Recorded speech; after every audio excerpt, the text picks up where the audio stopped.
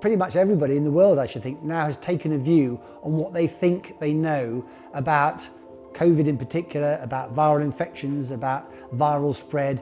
But are those things really true, or are they a mixture of truth and myth? What are they? The virus announced itself in a rush of panic. So we're saying we want to kill 200,000 people in the UK? Lockdowns were never a public health measure that had been considered before they were introduced in response to this epidemic. It's because it's really a way of avoiding blame.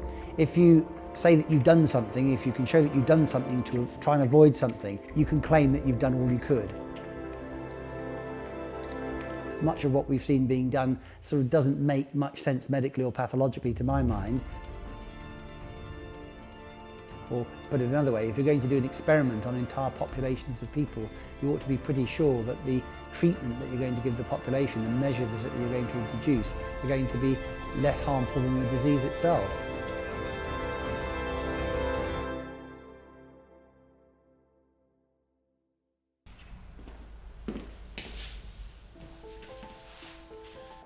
My name is Dr. John Lee. I trained in medicine at University College London, and subsequently I trained in pathology, which is the study of disease. A lot of people think pathology is all about autopsies and dead things, but in fact pathology is all about the living.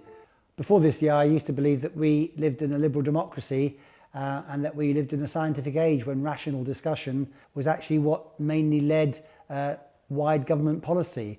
But unfortunately, this last year has really shaken my faith in that. Not only have we summarily had most of our inalienable freedoms removed from us, but rational discussion and calm assessment of facts and figures seems to have gone out of the window. I'm retired. I'm free to speak out as I would see fit. One of the reasons why I started writing about COVID at the beginning of the lockdown was that I was motivated to prevent harm. I mean, as a doctor, one of the overriding medical principles is the Hippocratic principle, which dates back to 400 BC odd, and it's first do no harm. You should be sure that what you're doing to them is going to cause a better outcome for that patient than doing nothing at all. And it's not an old-fashioned medical principle. It's absolutely key to being a doctor. And yet it was one of the first casualties of the response to COVID, because the government decided to prescribe a treatment for the entire country with no risk-benefit analysis of that treatment whatsoever. Many people have the impression of this epidemic that they have because of the initial framing. The initial framing was one of panic. The authorities were panicked, many professionals were panicked by the idea of a very serious, virulent disease coming out of China. We haven't really had a revision of it. The authorities, in my opinion, have painted themselves into a corner by their responses to COVID, and they really have been forced to stick to the narrative that they invented to start with.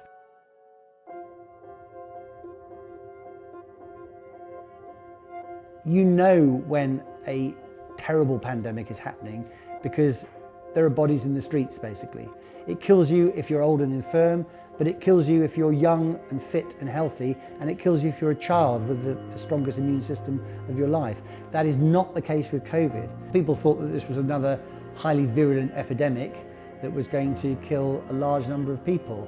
The original numbers that were coming out of Wuhan were something like 3.5% in terms of the number of people who died. So that would mean that for every 100 people who caught the disease, roughly 3.5 people would die, or 7 people out of 200. Of course, this actually turned out to be a great overestimate. There's a thing called ascertainment bias.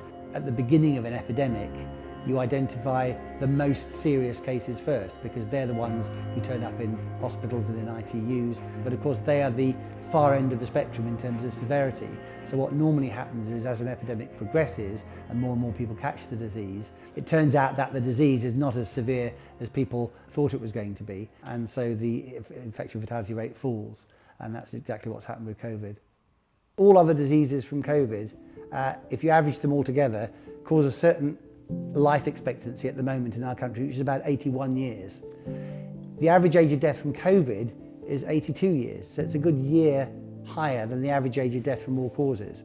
What that really means is COVID predominantly kills elderly people with low life expectancy already because of their age, and predominantly people who have pre-existing conditions of one type or another, which would already be life-limiting in their own right. So really, in that sense, COVID is no different from for many other diseases. Elderly people are more susceptible to almost all diseases: injury, infection, cancer, heart disease, lung disease, you name it. As we get older, our bodies get weaker and we become more susceptible to all diseases. Covid is now an endemic virus. That means it's a virus that circulates in the human population, and actually our immune systems are used to dealing with viruses like this. Antibodies to viruses are the acute, the early phase response to viruses, and the antibodies come and go.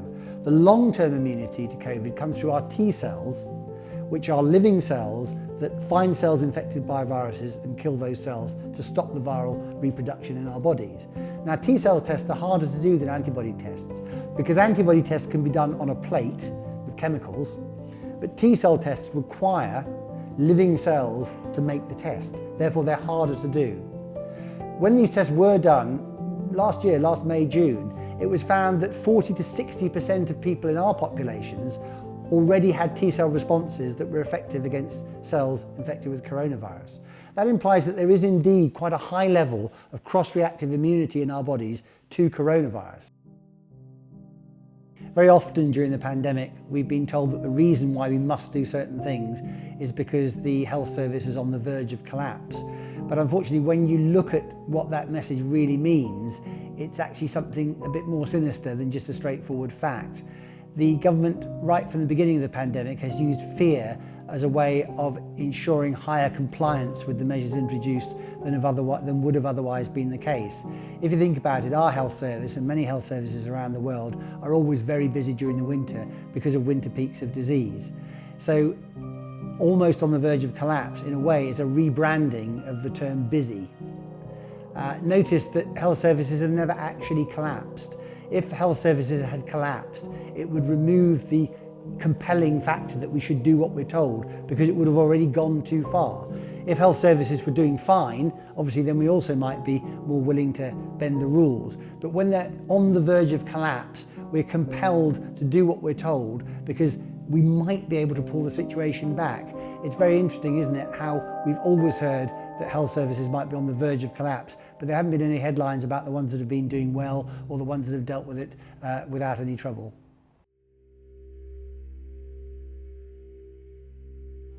When you can't see a threat, you don't really know where it is or how bad it is, and you don't really know when it's gone away. And a virus is another invisible threat. And one of the hallmarks of COVID, of course, is that it's not a clinically diagnosable disease because it overlaps in its symptomatology with many other respiratory infections, which we're much more used to being around. So the only way in which we can diagnose COVID is with a test. We're completely reliant on the accuracy of tests to actually have a handle on COVID because we can't see it. Therefore, it's an invisible threat and we respond to it in a stereotypical way. Pandemic planning was thrown out of the window in favour of something, lockdowns, that had been explicitly rejected as a method of managing pandemics previously being considered. And the main reason why it switched to doing the second approach was because they believed that there was a group of people in society who were asymptomatic, that is, showed no symptoms of disease, like me now perhaps, and yet were somehow incubating the disease and therefore could spread it to other people, vulnerable people. That's the only justification for locking down a whole society. Yet the evidence for this asymptomatic spread is very weak. There are in fact only 3 ways in which you can have a positive test for coronavirus and be asymptomatic. One is that you're actually incubating the virus. So I'm asymptomatic now, but in 2 days' time, I'm going to become very ill and I'm going to have the virus. As of now, that's a very small number of people because of the success of the vaccination program. The second way in which you can have a positive test but have no symptoms is that you've had a false positive test. So the test hasn't worked properly and it's shown a positive result, so it's suggested that you've got the disease, but it's just wrong. You haven't got the disease. That's a moderate number of people when you test on a population-sized basis. The third way in which you can actually test positive but not have the disease is what we used to call being immune to the disease. And if that sounds strange, let me just explain. When a virus gets into your body can't know that the virus is there until it's infected 1 or 2 cells and started to replicate. Once it starts doing that, your body notices the virus is there, and then the immune system moves into action and it sits on the virus. But at that point, before the immune system fully sits on the virus and makes it go away, at that point, if you do a PCR test on that person, you can detect the virus. And the reason for this is the PCR test It's called polymerase chain reaction, but it's an amplification test. What it does is it multiplies the amount of viral material there by a huge number, either 2 to the power of 25 or 2 to the power of 30. That is an absolutely vast multiplication number.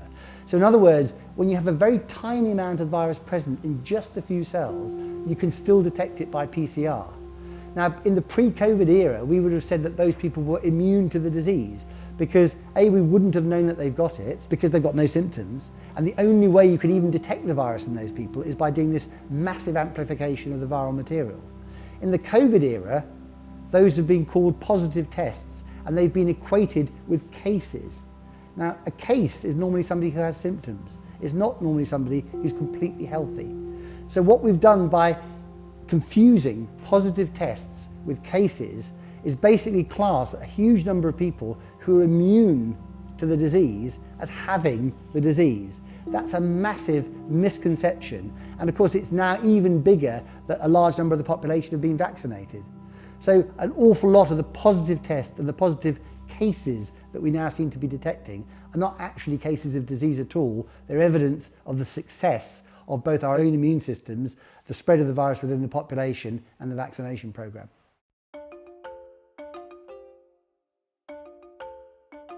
So when a survey was done to ask people in the country how many people they thought had died of COVID, the average response was 10%. They thought that 1 in 10 of the entire population of the country had died of COVID. And if that was true, 6.5 million people would have died of COVID. So you can see how far off people's perceptions are from the reality of the actual official death figure, which is 126,000. Now that number itself can't be taken at face value, and we can come back to explain why that is in a moment. But another figure that's often been quoted is the excess death figure. So one figure for excess deaths over the last year is that there have been 80,000 extra deaths during 2020 compared to the 5-year average. But when you dig down into that, you have to understand, first of all, the context of that 80,000 figure. Normally in Great Britain, in a year, about 550,000 people die. So 80,000 deaths is less than a sixth of the normal deaths that occur in a year.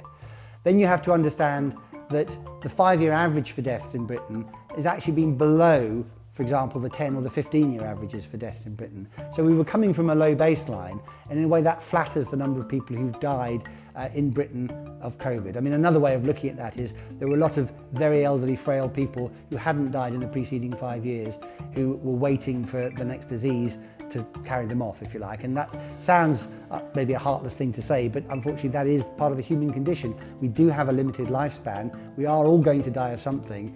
So if you've got to 86 or 87, you've done fantastically well, but if a nasty new virus comes, you're going to be particularly susceptible to that. And the final thing to say about excess deaths is that one of the assumptions also made about the excess deaths is that they're all COVID deaths. But in fact, when you analyse the figures and go into the figures in more depth again, quite a lot of the excess deaths are due to the effects of lockdown, the effects of poor access to healthcare during lockdown and many other lockdown-related features. I think one of the deficits there's been in the public debate is giving people the handles by which to think about what's been happening. So it seems to me that there are 3 things we need to think about when we're looking at any of these numbers, and these can be broken down into under 3 basic headings. One is that you can't understand the numbers that are being quoted, either about the infection rate or the number of cases or the number of deaths. You can't understand those numbers without context. So when you're told that 10 people have died today of COVID or 500 people have died today of COVID, that doesn't really make any sense unless you understand that that's 10 or 500 people out of the 1,500 people who die every single day, or out of the 550,000 people who die every year in Great Britain. The second thing is what's cause and what's effect. The assumption that has been made in a lot of the presentations that have been widely aired on television is that when we do something, when we take a management approach to a disease, that has an effect. So we do lockdown, that's the cause, and the effect is that the disease goes away. And yet, in fact, when you look at the viral curves around the world, very often the viral curves have been declining before lockdowns have been introduced. And then the third thing that one needs to think about in terms of analysing these figures is cost and benefit. So the cost, for example, of lockdowns are the vast economic cost, the vast effects on people's health in many, many different ways. The benefits might be, if it were true, that it stopped the disease spreading and therefore saved tens or hundreds of thousands of lives as a result of COVID. That cost-benefit analysis was never done before lockdowns were introduced. It still hasn't been rigorously done by governments, as far as I'm aware, to this day. But when you look at the numbers and try and do the cost-benefit analysis, it's pretty clear that not only did the lockdowns not have that much effect on slowing the spread of disease, but the costs that they have in terms of other health effects, other direct health effects on people, quite possibly outweigh the damage that was going to be done and has been done by COVID. A good example of a fact that's become very well known to everybody during the last year, but which needs deconstruction, is the cumulative death toll. So it's currently reached about 127,000 for the UK, but that number cannot be taken at face value, and there are a number of reasons for that, and bear with me while I try and deconstruct it with you. So first of all, the 127,000 number actually adds together two separate peaks. Normally in the country we get a winter peak of deaths of respiratory infections, and that's a normal feature of respiratory infections every year that we get. Now the COVID peak was a bit late last year because it was a new virus. It happened in March, April. And then we've had another one this year. Now we've never before added together two peaks because we record one winter's peak, we then record the next winter's peak, we then record a subsequent winter's peak. But for COVID, we've added together last winter's and this winter's peak. The only reason I can understand for doing that is it gives a big number which is more newsworthy and from the government's point of view makes the virus seem more serious than it would otherwise be and therefore encourages compliance. If we did the same thing for influenza over previous years, we would get a number in the millions. So that's not something we've ever done before, and to properly compare the significance of COVID with other respiratory infections, we should look at the winter peaks as things on their own, not as a cumulative total. One of the hidden aspects of this epidemic and its management, it seems to me, is the way that it's being driven by something called the precautionary principle. And this is something that isn't widely understood amongst the general public, at least in this country, but it has become embedded in the political management of diseases and other health scares. And the precautionary principle basically says that if there seems to be a potential harm to human health, you shouldn't wait until all the scientific data is in demonstrating that harm to health before you take action to prevent the harms. But of course, if you don't know scientifically that harms are really being caused in a certain way or by a certain mechanism, then it's actually a dangerous principle because it encourages politicians and public health doctors to take widespread intrusive actions on the basis of something that may not be true and without properly assessing the effects of those very actions themselves. And in fact, this last year, what we've seen is the fruition of that principle on a huge scale. One of the ways in which the precautionary principle has exaggerated the response to COVID is because it's based on worst case scenario planning. So when SAGE, the Specialist Advisory Group on Emergencies, is asked to give the government answers to their questions, they're asked to explain what the worst case scenario would be. But of course, worst case scenario planning isn't a way that we ever normally live our lives. I mean, if we worked on the worst case scenario, we'd never drive a car, we'd never catch an aeroplane, we'd never eat, we'd never get out of bed. It's not that you shouldn't consider worst case scenarios, but they're just one of many scenarios that you should consider when you're proposing a response to something. A good example of where the precautionary principle is not neutral was seen near the beginning of the epidemic with care homes. The government decided to empty out NHS hospitals for the expected surge of seriously ill patients that they were sure were going to come into the health service hospitals. And so they moved a lot of frail elderly patients out of health service hospitals into care homes. And in so doing, they caused an epidemic of coronavirus in care homes amongst the very group of people they were claiming by their actions to protect. They've been prevented from having their relatives with them. That means they've lost their most vocal advocates for the right kind of care. And if you take away advocacy from older people, they die. Those are people who've, in our country, in our system, have paid taxes their entire life to support and to be enabled to have access to the National Health Service when they need healthcare. And the time in most people's lives when you need most healthcare is when you become older and frailer and suffer from many different diseases. And yet those people were prevented, and in fact exhorted, not to access the NHS unless they absolutely had to. And what that resulted in was a substantial increase in the number of people dying at home. That can't be regarded as a neutral effect of the policy. The fact is people died at home because they weren't accessing healthcare. Not only in the acute phase of things like heart attacks, but actually things like cancer care. So I was an NHS cancer lead for over 12 years. And one of the things we spent an awful lot of time developing was cancer care pathways, because that has better outcomes for those patients in terms of treating cancer. I actually had an example in my family. My father developed blood in his urine right at the beginning of lockdown. And instead of actually being treated within a 2 to 6 week period, he had to wait 4 months. And that particular anecdotal example will have been repeated tens of thousands of times across the country. One of the most shocking things to my mind about the way the epidemic has been handled is the way we've dealt with children. Normally, as a society, we are very concerned to make sure that our children are safe, to make sure that we look after them even more carefully than we look after any other groups in society. And yet, for the COVID epidemic, children have been asked to live their lives in ways which are totally abnormal for a disease which essentially virtually doesn't affect them. A few children with serious pre-existing conditions have died of COVID, but if you look at the overall numbers, the risk to children is minuscule, and yet they've had their lives completely disrupted essentially by COVID. They've had their normal social interactions, their normal peer social interactions, their interactions with the wider world vastly curtailed for something which wasn't going to affect them. So I really feel it's been an awful mess, and I think it's very sad that our health service, which in years gone by has really been a service which we could all be proud of, has reduced itself to really not a very good level of functioning during this period.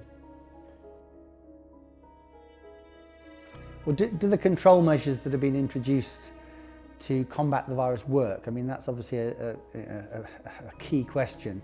And the three main things that have been introduced have been widespread lockdowns, mask wearing and social distancing. Can that work? Different guidelines have had different views on this. Some parts of the world have said 1 metre, some parts have said 2 metres. And early on in the epidemic, a story was invented to explain why this should work. The droplets that you breathe out are of a certain size, and it was claimed that if you were further than 2 metres away from the nearest person, it would give that time for those droplets to sort of fall to earth and you wouldn't breathe them in and therefore wouldn't catch the virus. This is almost wholly a made-up story. Yes, we do breathe out droplets when we breathe out or speak or sing or do any of these other activities, but those droplets, being very small, evaporate very quickly, and what you get left is much smaller than a droplet size. But the real reason why the story doesn't work is a failure of imagination to understand how small a virus really is. When you're breathing out, if you have a cold, for example, a common cold, you're breathing out about 10 million virus particles per breath. That's an awful lot of virus particles, and these are very, very small indeed. They're of the order of a thousandth of a millimetre. So that's, they're nanometre-sized particles. So these particles get into the air and they circulate around the air. And frankly, if you're walking 2 metres behind someone else in a supermarket, do you really believe that because they're wearing a mask and breathing in and out and the air is going in and out by the side of the mask, that you're not going to be breathing in huge numbers of the same air molecules and the same air particles that those people have been breathing in? In fact, when you look at the scientific evidence, there's no real world data that shows that social distancing has any effect at all. Now, the same really applies to masks and lockdowns.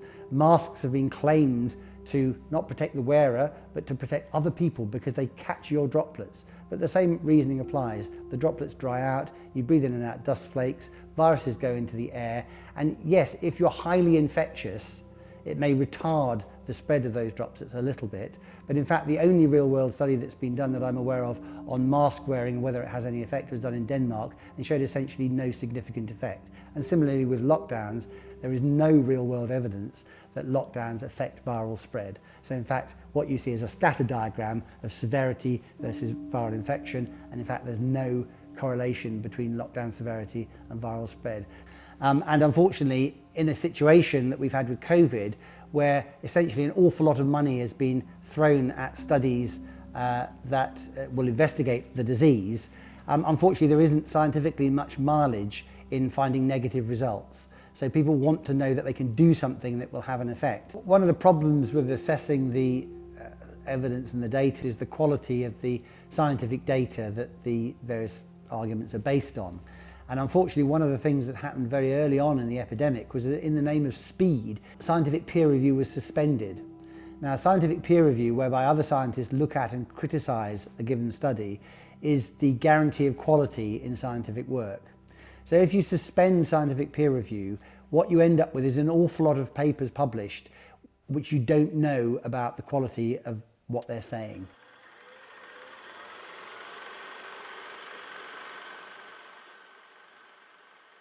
Tell us about the value of wearing face masks. You see face masks around the place. Is there any point to that? If a healthcare professional hasn't advised you to wear a face mask, it's usually quite a bad idea. People tend to leave them on. They contaminate the face mask and then wipe it over something. So it's really not a good idea and doesn't help. What's interesting about this clip is it shows the Prime Minister talking candidly before the political narrative had become established. So they were free to actually talk about a range of options and to think about a range of ways of doing things, which have subsequently essentially become censored and lost from the public debate. I think a lot of the things that they were saying then were actually quite sensible and would have been the right way to do things. But of course we got hijacked onto a different narrative. And the really bad thing about what's happened is that we've not been able to properly then discuss other narratives since the government's narrative became fully established. And that hasn't been a help, and it hasn't helped us manage the epidemic. Throughout my career as a doctor in the health service, and I was a consultant for 21 years and worked in the health service for over 30 years, doctors have been frustrated in many specialties, and including my specialty, by being told continuously that there's not enough funding to do this, that or the next thing for the health service. What shocked me over the last year is that almost infinite funding has become suddenly available for things that are totally ridiculous. Over £12 billion was suddenly found available for a test and trace system, which it was perfectly clear from first principles could never work to control or sensibly or even have any influence on the virus. And now we're being told that maybe £100 billion will be found for double testing the entire population every week, when actually there's no need for that because we've all been vaccinated. It's such a frustration, having worked in the health service for my entire career, to find that things that I was told couldn't possibly be done now can be done, but they're being done for the wrong things. Test and trace seems like a straightforward way to control an epidemic. The idea is you test people for the disease. If they've got the disease, you then trace their contacts, and that allows you to isolate all those people, and that stops them spreading the disease to other people. Well, that clearly works very well for some diseases. Smallpox would be an example where it worked very well because the disease is clinically diagnosable and it's easy to contain the disease. It doesn't spread very easily from one person to the next if you stop them touching each other. The same for Ebola. Ebola was spread by bodily secretions, and if you stop people touching each other, the transmission of the disease stops.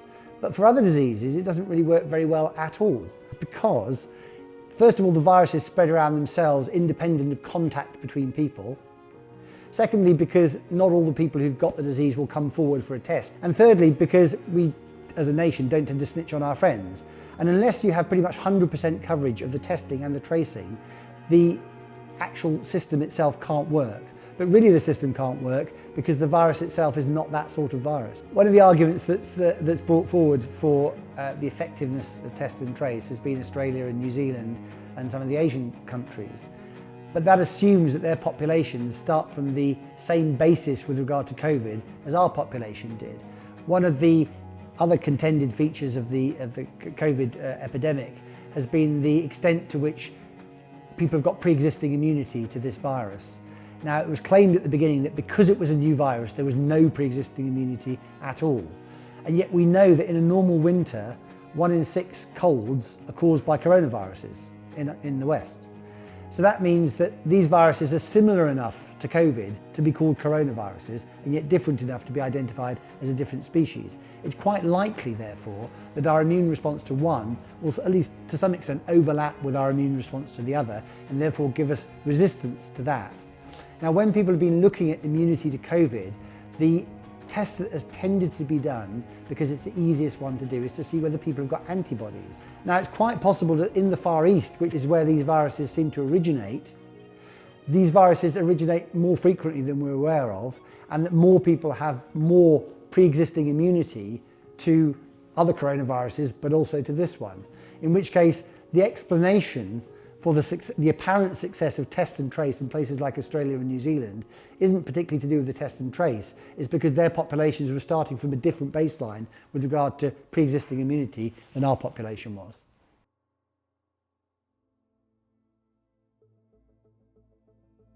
Once the government decided to go down the route of lockdowns to control COVID, a question for them became, how can you make people comply with these extraordinary measures that they've been introducing?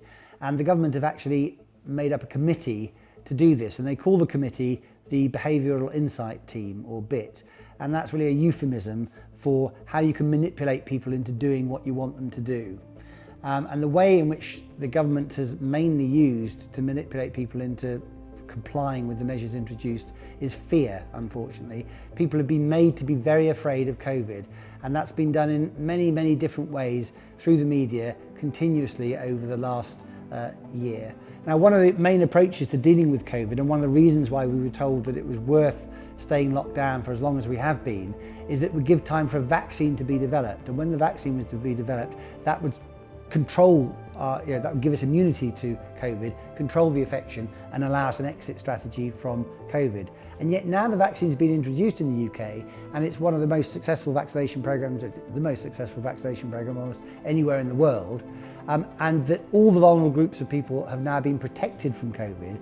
Suddenly the goalposts have been moved to tell us that in fact it may not be true, it may not be protecting us from COVID, and we may still need to be locked down for reasons that are not clear. One of the reasons perhaps they're doing this is to put pressure on younger people to get the vaccine because they're perhaps more resistant to getting the vaccine than the older people are. And another way in which the fear has been ramped up is to tell people that the mutant variants of COVID are rising left, right and centre, and these may be less susceptible to being controlled by the vaccine.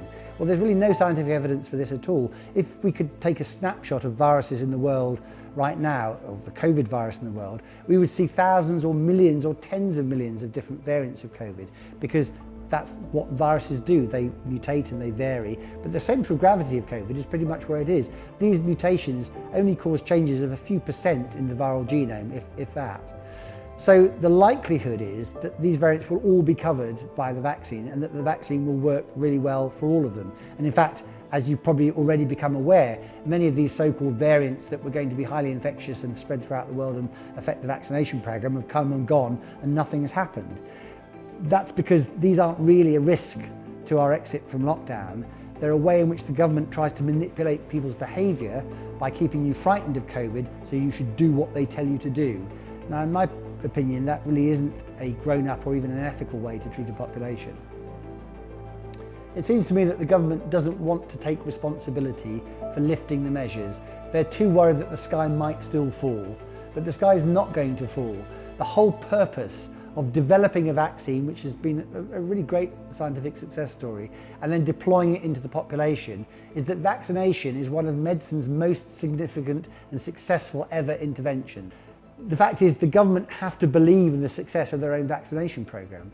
They have to believe the obvious truth that, in fact, one dose of the vaccines that have been deployed have been highly effective in reducing serious infections and deaths from COVID. And that allows them, if nothing else, to put evidence out there to people, to allow people to make their own decisions about whether they should wear masks in pubs, about whether they should socially distance, about what they should do. What the government should no longer be doing is coercing people into measures which are not only of debatable effectiveness even at the height of the epidemic, but that are not even necessary now. One of the really striking things about the response to COVID around the world has been the way in which many countries have had the same response to what's been happening. The reason it seems to me why everybody's doing it is, in the case of developed countries, people in power, the people who are being asked to advise governments about these things, have got the same model in their heads about what's happening. And in science we call that a paradigm. And basically what happens is a paradigm holds sway, and then as new evidence becomes available, the paradigm eventually changes and people change the way that they look at the world. Well, with COVID, the models that are paradigmatic are the same the world over because they're all going to the same meetings, they're all thinking about things in the same way. So when governments ask their advisors what they should do, they all come up with the same answers. And of course, countries which aren't developed and don't have such strong scientific backgrounds tend to copy the other countries which are well developed. So the fact that everybody's been doing the same thing during this COVID period does not prove that it's the right thing to do. Some people think that aiming for zero COVID is what we should be doing. In other words, we should eliminate COVID from the world. They seem to think that's possible. I think there are very clear reasons why it's an impossible dream and why we shouldn't be devoting effort to a zero COVID world. And to understand why this is the case, you have to look at the only example of a human viral disease that's ever been eliminated, and that's smallpox. Now, why isn't it possible for COVID to be eliminated in the same way? Well, first of all, COVID is not a clinically diagnosable disease. You don't come out in spots, for example, with COVID like you do with smallpox. The symptoms overlap with other respiratory diseases. So you can only identify COVID with tests. And that means that you'll miss some of the COVID cases because you'll get false negative tests, which will miss people who've got COVID, but who test negative on the test.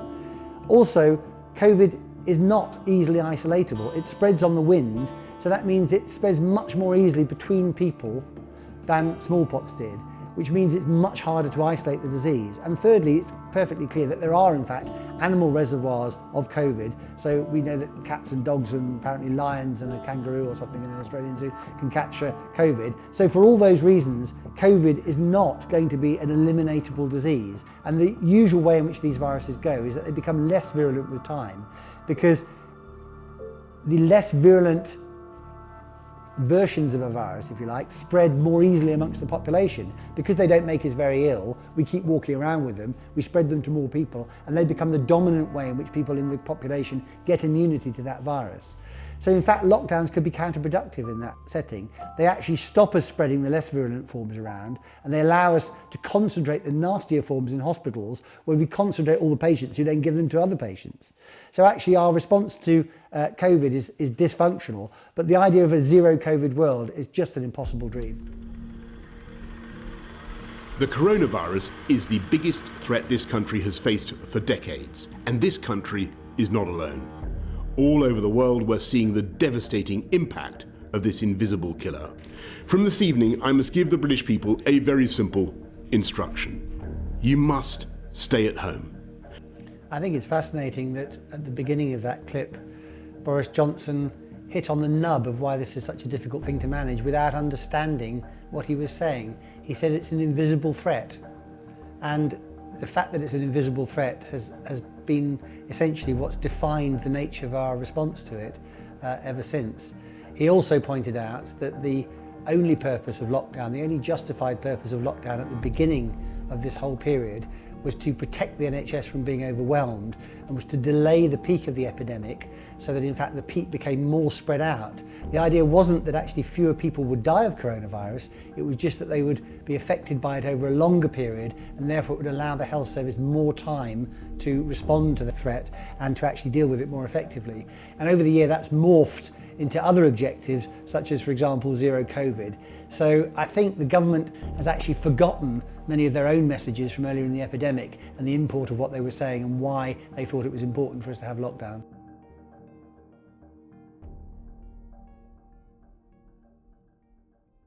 The government is guilty of a lot of muddled thinking on COVID in many different ways. So they've rolled out a very successful vaccination programme. They admit that a zero COVID world is not possible, and yet many of their actions still seem to be heading down the route of trying to achieve the unachievable zero COVID world.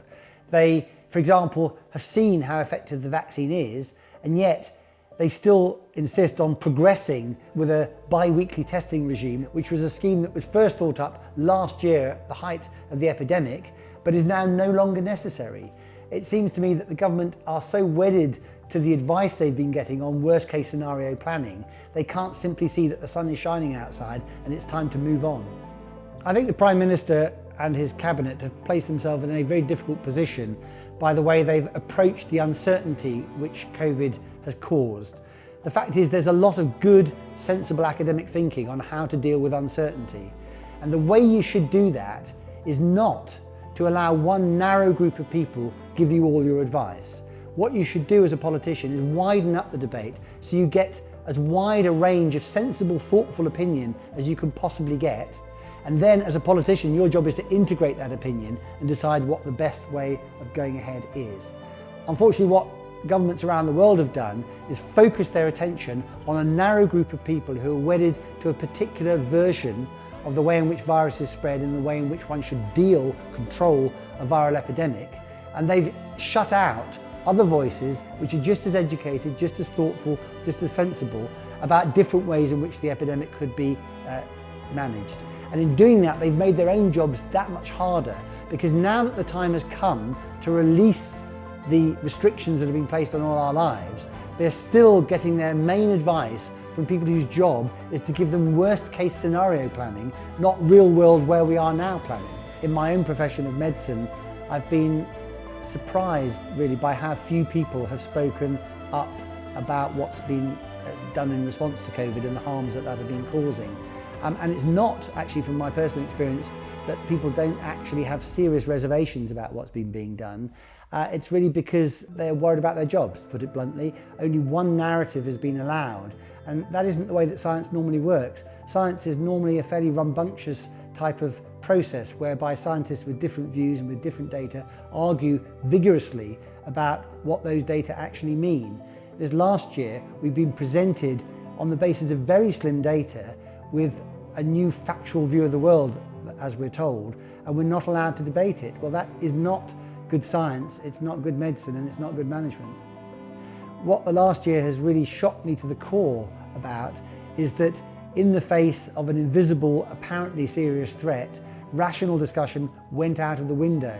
And that has not just affected our ability to deal with COVID sensibly, but it's actually also caused a number of collateral harms, or many collateral harms, to all sorts and aspects of our lives, which really we should have been able to avoid had we been able to act in a rational way.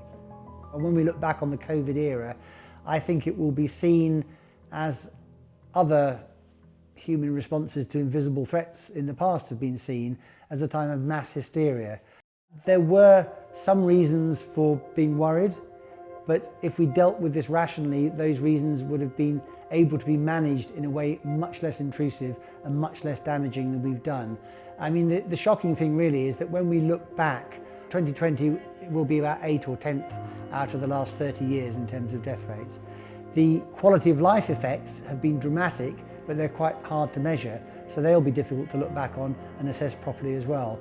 But I think what we'll look back on it really is as a period of missed opportunities, when we had the opportunity to deal with a genuine new threat in a sensible, rational, scientific way, but we actually dealt with it in a rather primitive, emotional and non-scientific way, and in so doing caused huge additional harms which could have been avoided. I hope that when people look back on the COVID epidemic time and what they've learnt, one of the things that they will have learnt will be to question numbers that are coming out of government more closely, to pay more attention to what the reality is rather than what they're being told the reality is. And I also hope that we'll be able to mend the dysfunctional relationship that we currently have between politics and science. The way that the government has interacted with scientific opinion to translate it into political action during this year has not worked properly, in my opinion. It's actually caused harms, and it hasn't dealt effectively with the threat that we were facing. So we need to look at that in some detail and come up with better ways of dealing with it. And clearly, one better way to deal with it is to understand how science normally works. Science normally works by debate and contention, and shutting down debate and contention is not a way to arrive at the truth. So optimistically, I hope that going forward we'll be able to learn these lessons and that we'll be able to do much better next time. And certainly one of the elements that should involve next time is that unless we are really faced with an overwhelming threat, we should never coerce people. We should treat people like grown-ups. We should let them make their own risk-benefit assessments, and we should let people live their own lives.